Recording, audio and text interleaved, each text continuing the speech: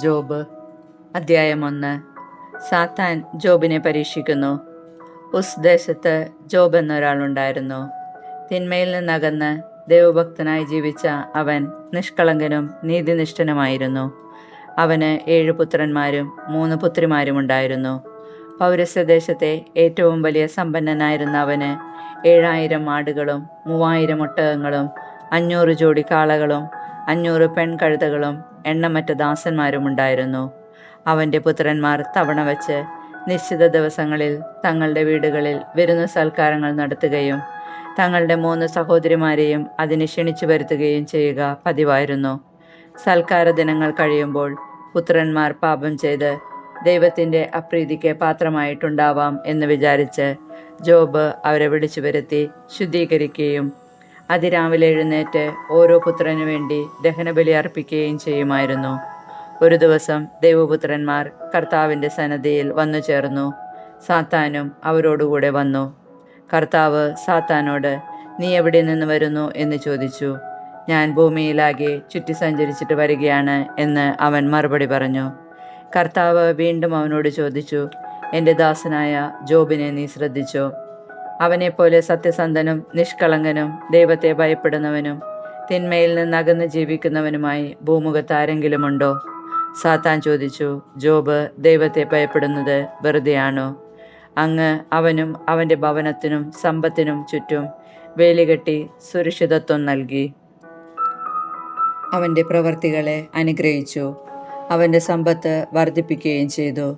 അവൻ്റെ സമ്പത്തിന്മേൽ കൈവച്ചാൽ അവൻ അങ്ങയെ ദുഷിക്കുന്നത് കാണാം. കർത്താവ് സാത്താനോട് പറഞ്ഞു, അവനുള്ള സകലത്തിന്മേലും ഞാൻ നിനക്ക് അധികാരം നൽകുന്നു, എന്നാൽ അവനെ മാത്രം ഉപദ്രവിക്കരുത്. അത് കേട്ട് സാത്താൻ കർത്താവിൻ്റെ സന്നിധിയിൽ നിന്ന് പോയി. ഒരു ദിവസം ജോബിൻ്റെ മക്കൾ തങ്ങളുടെ മൂത്ത സഹോദരൻ്റെ വീട്ടിൽ വിരുന്നിന് സമ്മേളിച്ചിരിക്കുകയായിരുന്നു. അപ്പോൾ ഒരു ഭൃത്യൻ ജോബിൻ്റെ അടുക്കൽ വന്ന് പറഞ്ഞു, ഞങ്ങൾ കാളകളെ പൂട്ടുകയായിരുന്നു. കഴുതകൾ സമീപത്ത് തന്നെ മേഞ്ഞുകൊണ്ടിരുന്നു. പെട്ടെന്ന് ഷേബക്കാർ വന്ന് വേലക്കാരെ വാളിനിരയാക്കി അവയെ അപഹരിച്ചു കൊണ്ടുപോയി. ഞാൻ മാത്രമേ അങ്ങയോട് വിവരം പറയാൻ രക്ഷപ്പെട്ടുള്ളൂ. അവൻ പറഞ്ഞു തീരുന്നതിന് മുൻപ് മറ്റൊരുവൻ വന്ന് പറഞ്ഞു, ദൈവത്തിൻ്റെ അഗ്നി ആകാശത്തിൽ നിന്നിറങ്ങി ആടുകളെയും ദാസന്മാരെയും ദഹിപ്പിച്ചു കളഞ്ഞു. വിവരം അങ്ങയോട് പറയാൻ ഞാൻ മാത്രം അവശേഷിച്ചു. അവൻ പറഞ്ഞു തീരുന്നതിന് മുൻപ് മറ്റൊരുവൻ വന്ന് അറിയിച്ചു, കൽദായർ 3 കൂട്ടമായി വന്ന് വേലക്കാരെ ആക്രമിച്ചു കൊന്നിട്ട് ഒട്ടകങ്ങളെ പിടിച്ചു കൊണ്ടുപോയി. ഇതറിയിക്കാൻ ഞാൻ മാത്രം അവശേഷിച്ചു. അവൻ പറഞ്ഞുകൊണ്ടിരിക്കുമ്പോൾ തന്നെ മറ്റൊരുവൻ കടന്നു വന്ന് പറഞ്ഞു, നിന്റെ പുത്രന്മാരും പുത്രിമാരും തങ്ങളുടെ ജ്യേഷ്ഠ സഹോദരൻ്റെ വീട്ടിൽ സൽക്കാരത്തിൽ മുഴുകിയിരിക്കുകയായിരുന്നു. പെട്ടെന്ന് മരുഭൂമിയിൽ നിന്ന് വീശിയ കൊടുങ്കാറ്റ് വീടിൻ്റെ 4 മൂലയ്ക്കും അടിച്ചു. അത് തകർന്നു വീണ് അവർ മരിച്ചുപോയി. ഈ വാർത്ത അറിയിക്കാൻ ഞാൻ മാത്രം അവശേഷിച്ചു. ജോബ് എഴുന്നേറ്റ് അങ്കി വലിച്ചു കീറി ശിരസ് മുണ്ഡനം ചെയ്തു സാഷ്ടാംഗം വീണ് നമസ്കരിച്ചു. അവൻ പറഞ്ഞു, അമ്മയുടെ ഉദരത്തിൽ നിന്ന് നഗ്നനായി ഞാൻ വന്നു, നഗ്നനായി തന്നെ ഞാൻ പിൻവാങ്ങും. കർത്താവ് തന്നു, കർത്താവ് എടുത്തു, കർത്താവിൻ്റെ നാമം മഹത്വപ്പെടട്ടെ. ഇതുകൊണ്ടൊന്നും ജോബ് പാപം ചെയ്യുകയോ ദൈവത്തെ പഴിക്കുകയോ ചെയ്തില്ല. ജോബ് അധ്യായം 2. ദൈവപുത്രന്മാർ വീണ്ടും ഒരു ദിവസം കർത്തൃസന്നിധിയിൽ ചെന്നു. സാത്താനും അവരോടൊപ്പം എത്തി. കർത്താവ് സാത്താനോട് ചോദിച്ചു, നീ എവിടെ നിന്ന് വരുന്നു? ഞാൻ ഭൂമിയിലാകെ ചുറ്റി സഞ്ചരിച്ചിട്ട് വരികയാണ്. അവൻ പറഞ്ഞു. കർത്താവ് അവനോട് വീണ്ടും ചോദിച്ചു, എൻ്റെ ദാസനായ ജോബിനെ നീ ശ്രദ്ധിച്ചോ? അവനെപ്പോലെ നിഷ്കളങ്കനും നീതിനിഷ്ഠനും തിന്മയിൽ നിന്ന് അകന്ന് ജീവിക്കുന്നവനുമായി മറ്റാരെങ്കിലും ഭൂമുഖത്തുണ്ടോ? അകാരണമായി അവനെ നശിപ്പിക്കാൻ നീ എന്നെ സമ്മതിപ്പിച്ചെങ്കിലും അവൻ്റെ വിശ്വസ്തത അചഞ്ചലമായി നിലനിൽക്കുന്നു. സാത്താൻ പറഞ്ഞു, ചർമ്മത്തിന് പകരം ചർമ്മം, ജീവന് വേണ്ടി തനിക്കുള്ളതെന്തും മനുഷ്യർ ഉപേക്ഷിക്കും. അങ്ങ് അവൻ്റെ അസ്ഥിയിലും മാംസത്തിലും കൈവയ്ക്കുക, അപ്പോൾ അവൻ അങ്ങയെ ദുഷിക്കും. ഇതാ, അവനെ നിനക്ക് വിട്ടുതരുന്നു, അവൻ്റെ ജീവനിൽ മാത്രം കൈവയ്ക്കരുത്. കർത്താവ് സാത്താനോട് പറഞ്ഞു. സാത്താൻ കർത്താവിൻ്റെ സന്നിധിയിൽ നിന്ന് പോയി. അവൻ ജോബിൻ്റെ ശരീരത്തെ അടിമുതൽ മുടി വരെ വ്രണങ്ങൾ കൊണ്ട് നിറച്ചു. ജോബ് ചാരത്തിലിരുന്ന് ഓട്ടുകഷ്ണം കൊണ്ട് ശരീരം ചുരുട്ടിക്കൊണ്ടിരുന്നു. അപ്പോൾ അവൻ്റെ ഭാര്യ പറഞ്ഞു, ഇനിയും ദൈവഭക്തിയിൽ ഉറച്ചു നിൽക്കുന്നുവോ? ദൈവത്തെ ശപിച്ചിട്ട് മരിക്കുക. ജോബ് ഭാര്യയോട് പറഞ്ഞു, ഭോഷത്വം പറയുന്നു. ദൈവകരങ്ങളിൽ നിന്ന് നന്മ സ്വീകരിച്ച നാം തിന്മ സ്വീകരിക്കാൻ മടിക്കുകയോ? ഇക്കാര്യങ്ങളിലൊന്നിലും ജോബ് നാവുകൊണ്ട് പാപം ചെയ്തില്ല. 3 സ്നേഹിതന്മാർ. ജോബിന് സംഭവിച്ച അനർത്ഥങ്ങളെക്കുറിച്ച് അറിഞ്ഞ 3 സ്നേഹിതന്മാർ, തേമാന്യനായ എലീഫസ്, ഷൂഹ്യനായ ബിൽദാദ്, നാമാത്യനായ സോഫാർ, ഒരുമിച്ച് അവനോട് സഹതാപം കാണിക്കാനും അവനെ ആശ്വസിപ്പിക്കാനും അവിടെ എത്തി.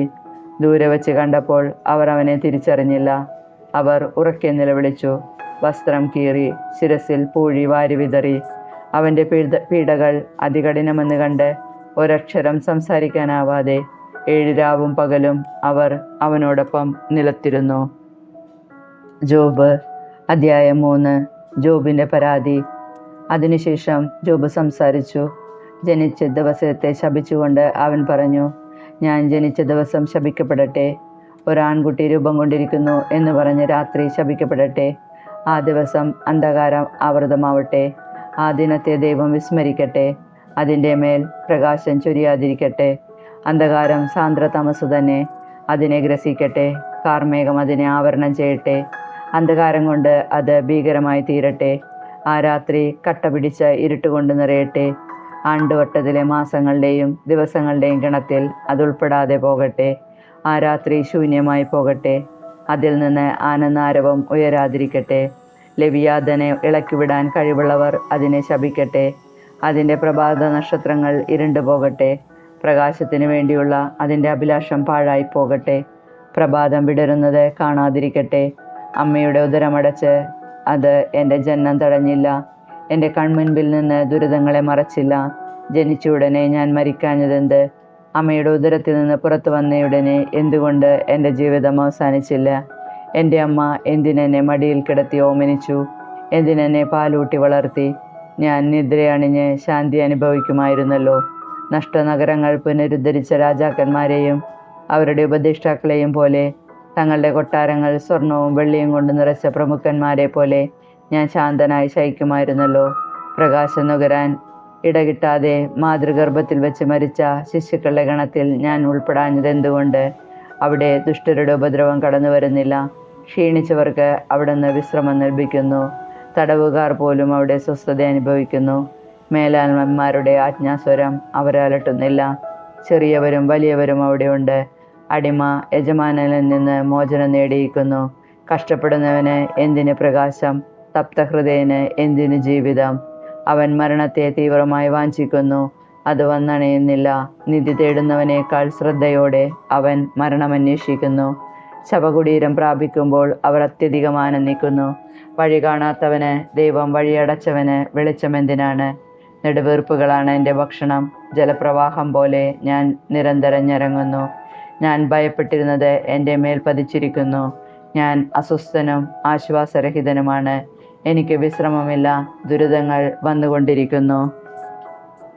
ജോബ് അധ്യായം 4. എലിഫാസിൻ്റെ പ്രഭാഷണം. തേമാന്യനായ എലിഫാസ് ചോദിച്ചു, സംസാരിച്ചാൽ നിനക്ക് അഹിതമായി തോന്നുമോ? എങ്കിലും മൗനം അവലംബിക്കാൻ ആർക്ക് കഴിയും?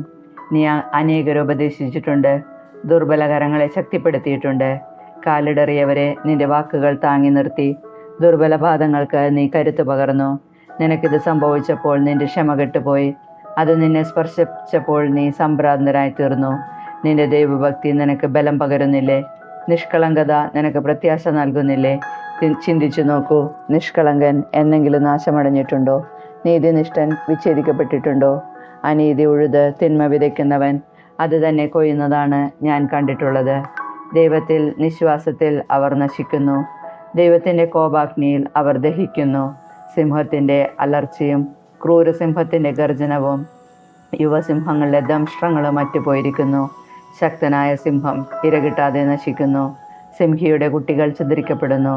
ഒരു രഹസ്യവചനം ഞാൻ ശ്രവിച്ചു. അതിൻ്റെ നിയന്ത്രണം എൻ്റെ കാതിൽ പതിച്ചു. മനുഷ്യർ ഗാഠനിദ്രയിൽ അമരുന്ന നേരത്ത് ഈ നിശാദർശനങ്ങൾ ഉണർത്തുന്ന ചിന്ത എന്നിൽ ഭീതിയും ഞെടുക്കവും ഉളവാക്കി. എൻ്റെ അസ്ഥികൾ പ്രകമ്പനം കൊണ്ടു. ഒരാത്മാവ് എൻ്റെ മുരുകമൊരുമി കടന്നുപോയി. ഞാൻ രോമാഞ്ചം കൊണ്ടു. അത് നിശ്ചലമായി നിന്നെങ്കിലും അതിൻ്റെ രൂപം എനിക്ക് അവ്യക്തമായിരുന്നു. എൻ്റെ കൺമുൻപിൽ ഒരു രൂപം ഞാൻ ദർശിച്ചു. നിശബ്ദതയിൽ ഒരു സ്വരം ഞാൻ ശ്രവിച്ചു.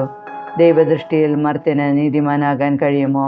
സൃഷ്ടാവിൻ്റെ മുൻപിൽ മനുഷ്യന് നിഷ്കളങ്കനാകാൻ സാധിക്കുമോ? തൻ്റെ ദാസരിലും അവിടത്തേക്ക് വിശ്വാസമില്ല. തൻ്റെ ദൂതരിൽ പോലും അവിടുന്ന് കുറ്റം കാണുന്നു. എങ്കിൽ പൊടിയിൽ നിന്ന് രൂപം കൊണ്ട് മൺപുരകളിൽ വസിച്ച് ചിതൽ പോലെ ചതച്ചരയ്ക്കപ്പെടുന്നവരിൽ എത്രയധികമായിരിക്കും കുറ്റം കാണുക. ഉഷസ്സിനും സായം സന്ധ്യയ്ക്കും മധ്യേ അവർ നശിപ്പിക്കപ്പെടുന്നു. അവർ എന്നേക്കുമായി നശിക്കുന്നു, ആരും ഗണ്യമാക്കുന്നില്ല. ജീവതന്തു മുറിക്കപ്പെടുമ്പോൾ അവർ മരിക്കുന്നു. അപ്പോഴും അവർ വിവേകികളല്ല.